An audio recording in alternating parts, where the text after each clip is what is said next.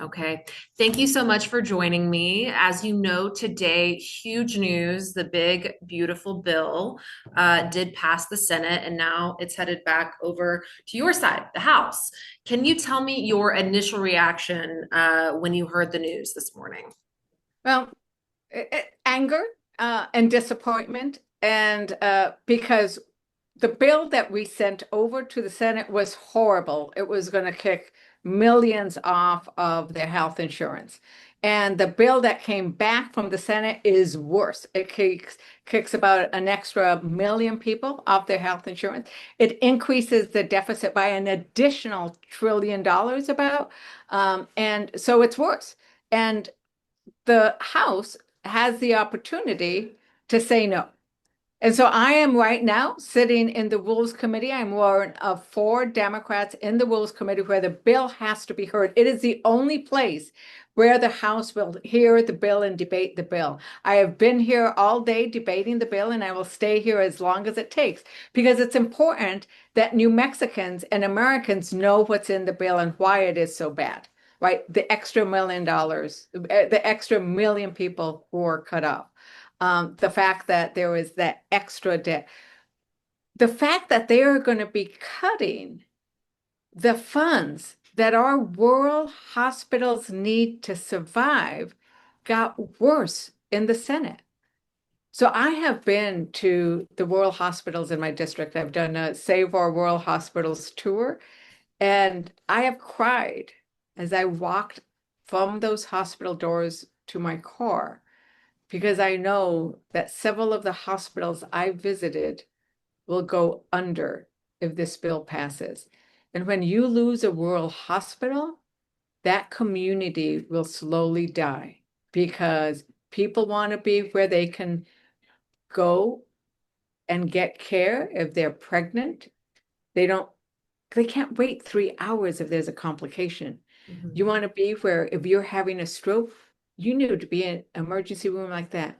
We know that if I lost a brother to a heart attack, if he would have been able to get the care he needed within 2 hours, the surgery, he might have lived. There isn't going to be a hospital within 2 hours of many of the communities in my district if this bill passes. And that's why I'm angry. That's why I'm disappointed. It will take four Republicans over here to say no. We are trying to convince them to say no. Sure, sure. Yeah, and that kind of leads to my next question. What are you, I mean, obviously it's going to be in your hands now. What do you think that this will look like moving through the House again? Of course, as you mentioned, there have been amendments to it for No, there, no, there. So we're clear that the bill has come over from the Senate with a lot of bad. It's worse than when it went over, right? So the tax cuts are bigger. It's a bigger billionaire bond boondoggle. Here in the House, it comes to rules, and this is where there would be the possibility for amendment, but we're being told that the Republicans will not do any amendments. But we've already heard from multiple Republicans that they're going to vote no. Sadly, the reason they're voting no is because it does not cut enough. So it's the Freedom Caucus, which are the extreme right, doesn't like it and might kill it because it doesn't cut enough. Right? It cuts $1 trillion from Medicaid, but to them that's not enough. So, but whatever, that's the reason they're doing. What I wish is those moderate Republicans who say we think that these Medicaid cuts are immoral. There are Republicans who've said that out loud, that you cannot keep cutting Medicaid to give tax breaks to the wealthiest corporations. Republicans have said that is immoral and political suicide. The question is, will Republicans vote to save these Medicaid cuts? I don't know, but that is my job, is to present amendments, present arguments, and see if we get four Republicans. Because remember, this is a Republican decision.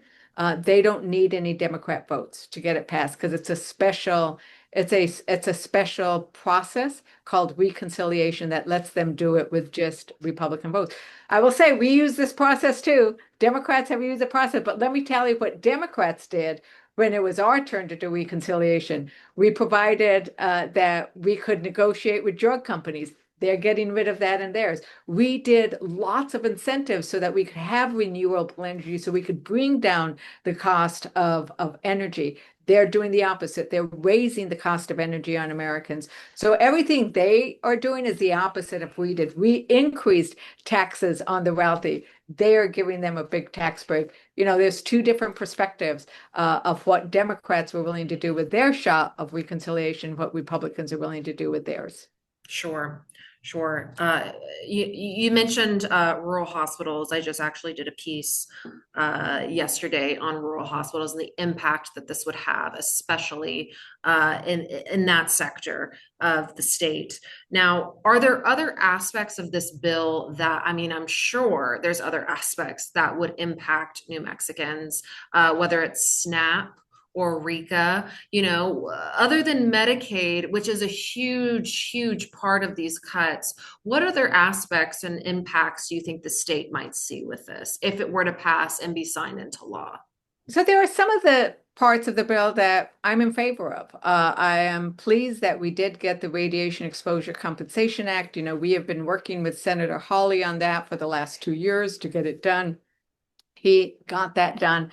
But, so we're very pleased that the Radiation Exposure Compensation Act provisions are in there. We are okay with extending the tax cuts that benefit working Americans, middle Americans, right? In fact, I have an amendment that would replace their tax section and substitute mine, which keeps all the middle income, working income tax benefits. But then if you make more than 400,000, we're not giving you another tax cut, right? You don't need it. So that is, I think, an important thing, because it's this deficit that our children are going to have to carry. It's now looking like if they use interest, it's maybe $4 trillion. And depending on whether they calculate interest, $4 trillion. That's a lot of deficit, right? So that's huge. The other thing that's really big is that the Affordable Care Act tax cuts that are in the bill, they are taking them out. So we will see people who have insurance under the marketplace through the Affordable Act, through Obamacare, they will see their costs go up. We think it can go up between 200% to 500%. So you can go from a $90 to $1,200 premium for your private insurance through the Affordable Care Act. Huge impact. Another piece, New Mexico believes that a woman has the freedom to make decisions about her reproductive health care in conversation with her doctor, the people she loves, and her own faith, right? We're a state that honors, abortion, the freedom to make those decisions around abortion, or the freedom to get care when you might have a late-term pregnancy problem. Their bill would deprive women in New Mexico who have private health insurance from using that private health insurance to pay for that. So people who have complications late in pregnancy, if those can be characterized as an abortion, you might need a DCA if you had a miscarriage. That would not be covered by your health insurance, even though it is legal in the state of New Mexico. This is the Republicans trying to basically do an end run and get a national abortion ban. People don't know that piece is in there, which I think is very important. The other big thing that's in there is there's a $530 billion cut to Medicare. So it's the health insurance, you're going to get her. We say that this is cutting healthcare, and there are four legs that they're taking out. They're taking out all four legs of the stool we sit on for our healthcare.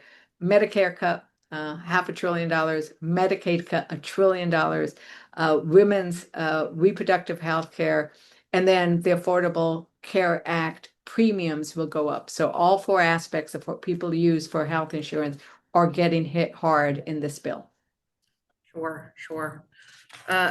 Last question. So what is your response to fiscal hawk Republicans who, want to bring down that deficit and who are voting to pass this and it actually raises the deficit by trillions. What is your response to that? They don't have any courage. If that is your conviction, that your main issue is bringing down the deficit, you need to vote no on this bill. But they have no courage to stand up to Trump. So what we call them is they treat no, and then they vote yes. They are Congress people who are caving again all the time, right? They just do not stick to it. So we'll see. Representative Thomas Massey, he has the courage of his convictions. He does not believe in deficit spending. He said he'd vote no before. Trump has said he's going to go and primary him. And Representative Massey has the courage of his convictions. I don't agree.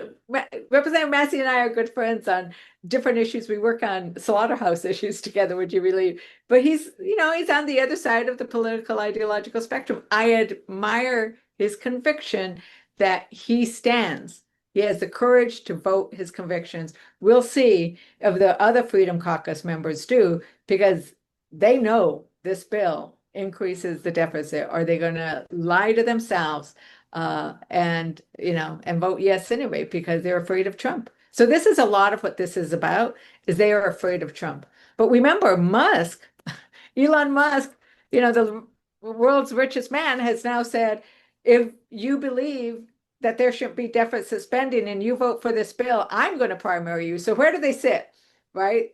Trump is going to put in money against you. Musk is going to put in money against you. Say, vote your convictions. Have the courage to vote what you believe. I will be voting what I believe. I will be voting no, because I cannot support a bill that would do this much damage to the state of New Mexico and our country. Thank you so much.